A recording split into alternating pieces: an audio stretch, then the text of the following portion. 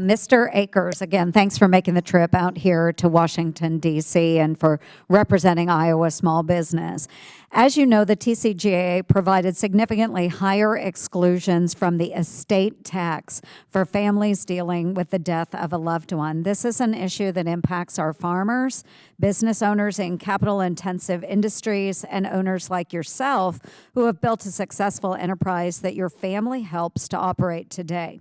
Personally, I support an end to the death tax altogether. That said, can you discuss how important the estate tax changes from the TCJA are for you and your family, your daughters and son-in-law, and what you have had to do in anticipation of losing the higher exemptions under the TCJA?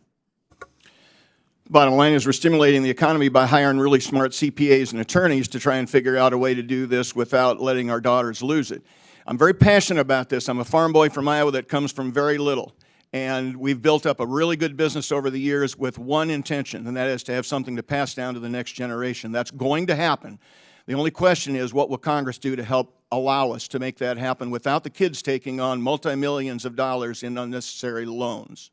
Yeah, thank you, Jerry. And Mr. Click as well. Can you answer that? Do you have any concerns about the estate tax and how that will affect your family?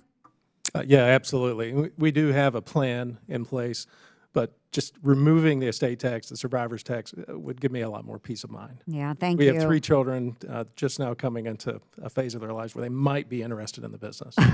We hope they are. I do. And Mr. Click, again, thanks for being here today as well.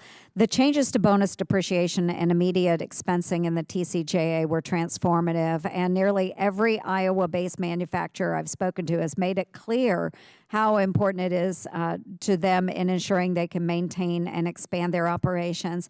So can you give a little more detail to that and why bonus depreciation and immediate expensing are so important to our small businesses in capital-intensive industries like manufacturing?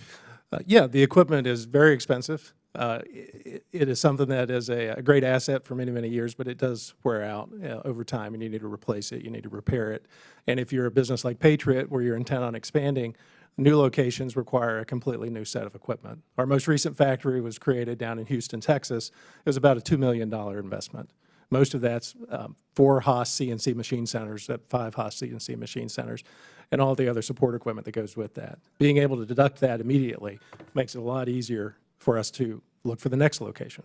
Yeah, $2 million, that's pretty hefty for a small business. So it's a good value. It's yeah, a good value. Absolutely. Mr. Akers and Mr. Click, as our small business witnesses here, I want to know how you and your staff will be affected if the TCJA is not extended. What are the 1 or 2 things you'll have to do to keep your businesses afloat, and what does that mean for your workers? And Jerry, we'll start with you, please.